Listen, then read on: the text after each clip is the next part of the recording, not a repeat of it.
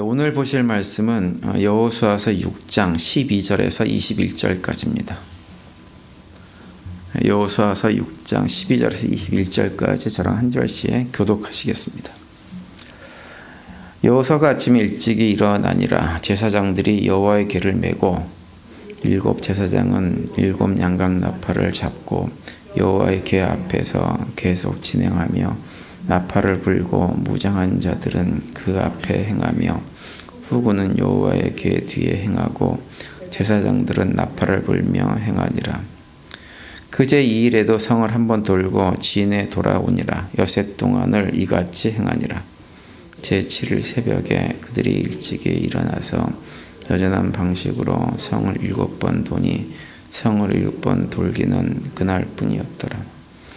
7번째 제사장들이 나팔을 불 때 여호수아가 백성에게 이르되 외치라. 여호와께서 너희에게 이 성을 주셨느니라. 이 성과 그 가운데 모든 물건은 여호와께 바치되 기생 라합과 무릇 그 집에 동거하는 자는 살리라. 이는 우리가 그의 보내신 자를 숨겼음이니라. 너희는 바칠 물건을 스스로 삼거라. 너희가 그것을 바친 후에 그 바친 어느 것이든지 취하면 이스라엘 진으로 받침이 되어 화를 당케 할까 두려워하노라. 능금과 동철 기구들은 다 여호와께 구별될 것이니 그것을 여호와의 곳간에 들지니라. 이에 백성은 외치고 제사장들은 나팔을 불매 백성이 나팔 소리를 듣는 동시에 크게 소리질러 외치니 성벽이 무너져 내린지라. 백성이 각기 앞으로 나아가 성에 들어가서 그 성을 취하고 성중에 있는 것을 다 멸하되 남는 요이와 양과 나귀를 칼날로 멸하니. 오늘의 이 말씀 가지고 하나님의 전쟁이 되게 하라는 제목으로 함께 말씀을 나누겠습니다. 이제 오늘 우리가 읽은 본문은 그 어제 살펴본 말씀에서 하나님께서 여호수아를 통해 가지고 이스라엘 백성들에게 가르쳐 주었던 아주 이상한 방식의 전쟁 형태로 이스라엘 백성들이 실질적으로 그렇게 전쟁을 수행하는 장면이 기록되어져 있습니다. 매일 한 번씩 여리고성을 6일 동안 돌고 마지막 날 7일째에는 7번 돈 다음에 큰 소리를 내자 여리고성이 무너지는 이런 것들을 오늘 본문이 우리에게 이제 보여주고 있는데요. 어제 말씀을 나눴던 대로 하나님은 늘 그렇게 정말 이상한 방식으로 우리에게 전쟁을 하게 하시는 분입니다. 그런데 이제 여기서 우리가 생각할 건 뭐냐 하면 왜 하나님은 이런 방식으로 우리에게 전쟁을 하라고 요구하실까 하는 거예요. 왜 그럴까요? 하나님께서 이런 방식으로 전쟁을 하시게 하신 이유는 뭐냐 하면 성도들이 이 땅에서 치르게 되는 모든 전쟁이 성도들의 전쟁이 아니기 때문에 그렇습니다. 성도들이 이 땅에서 경험하는 치루어야 되는 모든 전쟁은 하나님의 전쟁이고 하나님께서 승리하게 하시는 전쟁이기 때문에 하나님께서 이런 이상한 방식으로 전쟁을 하라고 명령을 하고 계시는 거예요. 여리고성 전쟁하고 비슷한 방식으로 좀 이상한 방식으로 전쟁을 치르는 장면이 사사기에 나옵니다. 우리가 잘 아는 기드온과 300명 용사들이 미디안과 전쟁을 치를 때 그 얘기가 나오죠. 기드온이 중심이 돼가지고 미디안 족속하고 전쟁을 하기 위해서 군사를 모았는데 처음에 모은 군사가 32,000명이었어요. 그런데 하나님께서 뭐라 그러시냐면 그 숫자가 너무 많다 이렇게 말씀을 하시고 줄여가지고 나중에 300명까지 줄여버립니다. 그러면서 이제 그 이유를 말씀해 주세요. 사사기 7장 2절에 보시면 여호와께서 기드온에게 이르시되 너를 쫓는 백성이 너무 많은즉 내가 그들의 손에 미디안 사람을 붙이지 아니하리니 이는 이스라엘이 나를 거스려 자긍하기를 내 손이 나를 구원하였다 할까 함이니라. 이렇게 말씀하세요. 무슨 말씀인가요? 숫자가 많은 채로 전쟁에 참여해서 전쟁에 승리하게 되어지면 어떻게 되냐면 우리가 우리의 힘으로 나의 힘으로 이 전쟁에서 승리했다라고 스스로 자긍하고 교만에 빠질 것이기 때문에 그 숫자가 필요 없다고 하는 거예요. 그래서 전쟁에 나갈 군사들을 32,000명까지 준비를 했는데 하나님은 그들이 다 필요 없다고 하는 거죠. 그러면서 만약에 그들 모두가 다 전쟁에 참여해서 전쟁을 하게 되면 하나님께서 그 전쟁을 승리로 만들지 않겠다고 말씀합니다. 하나님은 자기 백성들이 스스로 교만해서 자긍해서 그 죄에 빠지는 것을 원하지 않으시는 분입니다. 그래서 300명이면 충분하다고 하는 거예요. 상대의 미디안 군대가 아무리 숫자가 많아도 하나님께서 300명의 군사로 충분히 감당할 수 있기 때문에 300명이면 충분하다고 하는 거예요. 그러니 대부분 다 돌려보내라고 말씀합니다. 그리고 실제로 사사기를 보면 그 300명의 용사를 가지고 놀라운 승리를 경험하게 하시죠. 여리고성 전쟁에도 그 모든 것들이 다 하나님께서 하신 전쟁입니다. 이스라엘 민족은 아무것도 할 것이 없었어요. 전쟁 같지 않은 전쟁을 하게 하십니다. 그런데 오늘 본문에 보면 하나님께서 특별한 것을 요구하시는 걸 볼 수 있어요. 18절에 이렇게 기록합니다. 너희는 바칠 물건 스스로 삼가라. 너희가 그것을 바친 후에 그 바친 어느 것이든지 취하면 이스라엘 진으로 바침이 되어 화를 당케 할까 두려워하노라. 이렇게 말씀을 합니다. 여기서 바칠 물건이라고 하는 표현이 나오는데, 여기 바칠 물건이라고 하는 표현은 그 구약 성경에 기록된 히브리에 보면 헤렘이라고 하는 단어를 번역한 것입니다. 헤렘이라고 하는 단어는 뭐냐면 진멸하다고 하는 말이에요. 그러니까 바칠 물건이라는 얘기는 뭐냐면 완전히 진멸해야 될 물건이라는 얘기입니다. 그래서 바칠 물건을 삼간다고 하는 건 뭐냐면 하나님께 드리기 위해서 완전히 진멸해야 되는 그런 것들을 너희 백성들이 자신들의 전리품으로 취할 생각을 하지 말라고 하는 거예요. 전리품이 뭔가요? 전리품은 전쟁에 나간 사람들이 그 전쟁에서 승리한 자신의 업적을 기리기 위해서 취하는 것이 전리품이에요. 그래서 항상 승리한 국가가 전리품을 챙기게 되어져 있죠. 승리를 기념하기 위해서. 그런데 그런 전리품을 하나도 취하지 말라고 하는 거예요. 왜 취하지 말라는 걸까요? 그 전쟁은 누구의 전쟁이니까? 하나님의 전쟁이기 때문에 백성들이 취할 전리품은 없다고 하는 거예요. 그러니까 모든 전쟁에서의 승리의 영광은 하나님께만 돌려야 된다고 하는 거죠. 아무도 그 전쟁에서 내가 잘해서 승리했다라고 얘기해서는 안 된다고 하는 거예요.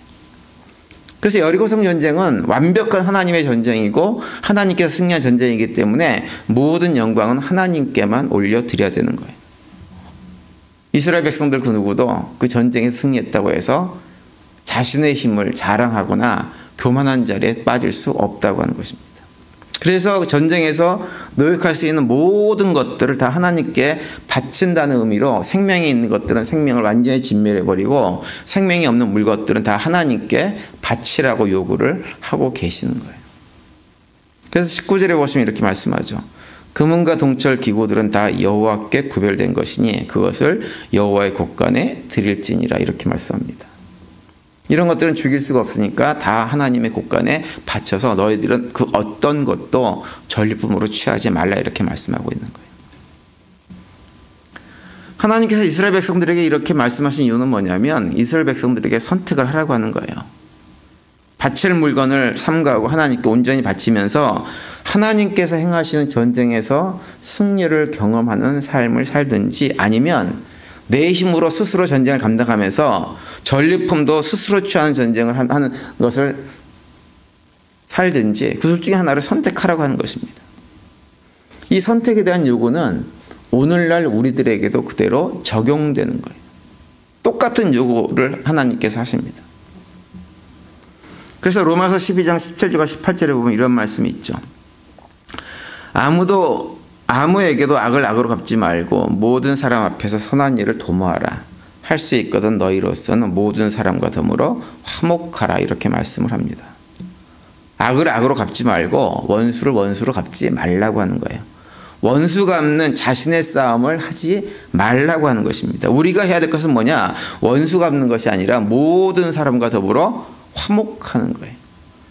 거기서 말하는 모든 사람이라고 하는 것은 누구냐? 원수도 포함된 모든 사람들입니다. 내가 사랑하고 싶은 사람들, 화목하고 싶은 사람들하고만 그 모든 사람하고 화목하는 게 아니에요. 그 안에는 원수, 나에게 상처, 아픔을 주었던 사람들도 다 포함되는 거예요. 그런데 하나님께서 이렇게 말씀하신 이유는 뭐냐면 19절에 이어서 이렇게 얘기합니다. 내 사랑하는 자들아 너희가 친히 원수를 갚지 말고 하나님의 진노하심에 맡기라. 기록되었을 때 원수 갚는 것이 내게 있으니 내가 갚으리라고 주께서 말씀하시니라. 이렇게 말씀하고 있어요. 친히 원수 갚지 말고 어떻게 하라는 거예요? 원수 갚는 일은 하나님께 맡기라고 하는 거예요. 왜? 그것은 하나님의 일이기 때문에. 그러니까 이 말씀을 달리 표현하면 원수와 전쟁은 하나님께서 직접 하시겠다고 하는 것입니다. 그래서 우리도 선택을 해야 돼요. 살아가면서 원수 같은 사람들을 만날 때 그 원수와의 전쟁을 나의 전쟁으로 만들 것인지 아니면 하나님의 전쟁으로 만들 것인지를 선택을 해야 됩니다. 나의 전쟁 만들어가지고 이런저런 술수를 동원해가지고 원수를 제압하는 작은 승리의 기쁨을 맛보고 살든지 아니면 그 전쟁을 하나님 손에 온전히 맡겨서 하나님이 우리에게 주시는 참된 승리의 기쁨을 맛보고 누리고 살 것인지를 결정하라고 하는 거예요. 오늘날 똑같이 우리에게 요구하십니다. 우리도 살아가면서 이런저런 전쟁들을, 크고 작은 전쟁들을 많이 경험합니다. 제가 지난번 주일날 설교를 드릴 때 인생도처 지뢰밭이다 이런 표현을 썼는데요. 지뢰밭일 뿐만 아니라 인생도처 원수 같은 존재들이 정말 많은 것이 우리 인생이에요. 크고 작은 상처, 아픔들을 서로 얼마나 주고받는지 모릅니다.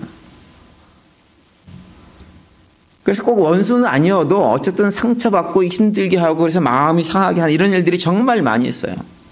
근데 그 와중에 어떤 분들은 정말 큰 상처를 주고 나에게 정말 큰 손해를 줘가지고 원수 같은 일을 하시는 분들이 있다고 믿는 거죠. 근데 우리가 그런 상황을 경험하게 되어지면 우리는 어쩔 수 없이 전쟁을 치를 수밖에 없어요.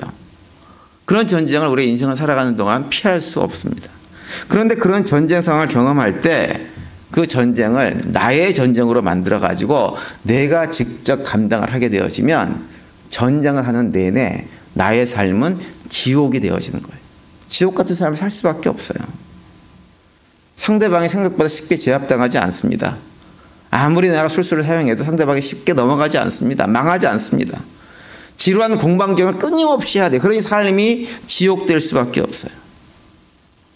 그런데 우리 앞에 펼쳐진 전쟁의 모든 상황을 하나님께 맡기고 하나님의 전쟁으로 만들어버리면 비록 우리의 삶은 전쟁 같은 지옥 같은 환경 등 여러 가지 어려운 환경들이 설령 있다 하더라도 그런 환경 속에서도 평안을 누리면서 살 수가 있게 되어집니다. 그래서 이사야서 보면 26장 3절에 이렇게 말씀하세요. 주께서 심지가 견고한 자를 평강하고 평강하도록 지키시리니 이는 그가 주를 신뢰함이니이다. 이렇게 말씀하세요. 나의 전쟁을 하나님의 전쟁으로 하나님께 내어 맡기고 하나님께서 이 전쟁을 승리케 하실 것을 믿고 신뢰하면 어떤 일이 벌어진다는 거예요? 하나님께서 우리의 마음을 평강의 평강으로 인도해 주신다고 하는 거예요. 또 출애굽기 14장 14절에 보면 이렇게도 말씀하세요. 여호와께서 너희를 위하여 싸우시리니 너희는 가만히 있을지니라 이렇게 말씀합니다. 너희들이 싸울 필요 없다. 이 싸움은 나의 싸움이야. 내가 싸울 테니까 나한테 맡겨 이렇게 말씀하세요. 앞에는 홍해바다가 가로막혀 있고 뒤에는 자신들을 죽이기 위해서 애굽의 엄청난 군대가 뒤쫓아온 상황인데 하나님께서 모세를 통해서 말씀하세요. 두렵고 떨리는 상황이지만 걱정하지 마. 이 전쟁은 나의 전쟁이야. 너희들이 나한테 맡기면 내가 이 전쟁을 완벽하게 끝낼 수 있어. 이렇게 말씀하시는 거예요. 여러분 그렇다고 한다면 우리가 싸워야 될 싸움 전쟁을 하나님이 대신 싸우도록 하나님의 전쟁으로 만들기 위해서 우리가 해야 될 것은 무엇일까요? 방법은 다른 게 없어요. 한 가지뿐이 없어요. 모든 상황을 하나님께 고자질하는 거예요. 고자질하는 게 뭐예요? 기도하는 거예요. 기도하는 거예요. 기도 가운데 하나님 앞에 나의 억울함, 분함, 미움, 원망, 답답함, 불안, 걱정, 염려, 두려움 그 모든 것들을 쏟아내고 하나님께서 일하시도록 하나님께 맡기는 것입니다. 그리고 나는 원수에게조차도 사랑으로 대하고 두렵고 떨리는 상황이 내 앞에 있다 하더라도 내가 걸어가야 될 길을 그냥 담대하게 쭉 걸어가는 거예요. 그러면 하나님께서 최소한 두 가지 가운데 하나는 꼭 하세요. 뭐냐면 내 마음을 바꿔주시든지 아니면 상황을 변화시켜주든지 둘 중에 하나는 반드시 하세요. 이것은 실제로 자신의 삶을 하나님의 전쟁으로 내어 맡겨본 사람들은 다 경험하고 살아가는 것입니다. 경험해보면 알아요. 하나님께서 어떻게 일을 하시는지. 저한테 있다가 그렇게 묻는 분들이 계세요. 목사님은 힘들지 않으세요? 기분 나쁘지 않으세요? 화나지 않으세요? 화나지 않고 기분 나쁘지 않아요. 왜요? 전 고자질을 잘하거든요. 하나님께 고자질을 잘하고 하나님께서 문제를 해결해 주신 것들을 정말 많이 경험을 했어요. 그래서 그런 경험을 한 번이라도 하고 나면 어떤 일이 벌어지냐면 다시는 나의 전쟁을 할 이유가 사라져 버립니다. 아무리 전쟁 같은 상황이 있어도 그런 상황 속에서도 평강을 누리며 살 수가 있게 되어지는 거예요. 하나님은 언제든지 자기 백성들을 위해서 대신 싸워주시는 분이세요. 그렇기 때문에 우리가 이걸 기억하고 우리가 어떠한 싸움, 전쟁 상황에 내몰린다고 해도 저는 우리 성도님들이 그 싸움을 나의 싸움으로, 나의 전쟁으로 만들지 않게 되기를 정말 간절히 바랍니다. 내 대신 싸우신 하나님께 나의 모든 것들을 내어 맡기고 살아가시기 바랍니다. 그러면 우리도 결코 전쟁에서 패하지 않고 승리를 경험하게 되어지고 그 가운데서 참된 평강과 기쁨과 만족을 누리는 삶을 살 수가 있게 되는 거예요. 2025년 한 해 우리는 또 다른 여러 가지 전쟁들을 아마도 감당해야 될지 모릅니다. 그럴 때 그 모든 전쟁을 하나님 손에 내어 맡기고 나의 전쟁이 아닌 하나님의 전쟁이 되게 함으로 해가지고 우리를 위해서 싸우시고 우리를 승리케 하시는 하나님의 은혜의 손길들을 맛보고 경험하고 누리며 살아가는 복된 한 해가 될 수 있게 되기를 간절히 바랍니다. 오늘도 그런 고백 가운데 승리의 삶을 살아가면서 또 주님께 주시는 참된 평강과 기쁨이 넘치는 복된 하루가 되시기를 간절히 축원을 드립니다.